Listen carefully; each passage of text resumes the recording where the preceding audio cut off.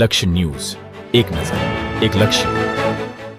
ધારી તાલુકાના દલખાણીયા ગામના યાત્રાળુ પગે ચાલીને પહોંચ્યા સોમનાથ. ધારી તાલુકાના દલખાણીયા ગામે રહેતા ગોપાલ રાજ્યગુરુ તેમજ તેના મિત્રો સહિતના લોકો દર શ્રાવણ માસ નિમિત્તે દલખાણીયાથી સોમનાથ સુધી પદયાત્રાની શરૂઆત કરી. દલખાણીયાથી જામવાડા અને પ્રાચી થઈ સોમનાથ આ યાત્રાળુ પહોંચીને મહાદેવના દર્શન કરી પાવન થયા હતા.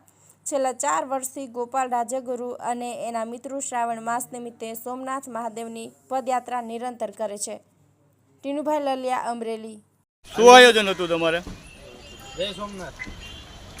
આયોજન તો દર વર્ષે પદયાત્રાનું થાય જ છે. ધારીથી આવી છે 13-14 વર્ષથી વડીલ લોકો આવે છે. અમે તો 2-3 વર્ષથી હારે નવી જનરેશન ભેળ્યા છે. અને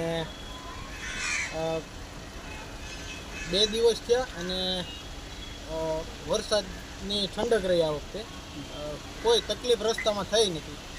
અને સોમનાથ દાદાની કૃપા હશે અને વડીલો જ્યાં સુધી મોર હાલશે ત્યાં સુધી જનરેશન બધી આગળ દાદાની કૃપા થાય ત્યાં સુધી પદયાત્રા ધારીથી અમે લોકો. કેટલા દિવસથી તમે આવ્યા નીકળ્યા હતા?